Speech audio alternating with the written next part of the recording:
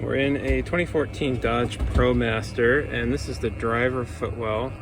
Similar to other vans out there, this is a major issue from the factory, whereby we have the largest positive conductor and the largest negative conductor coming off of the battery apart and in different directions.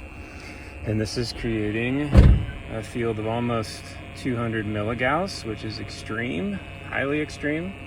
So it's something that's worth remediating.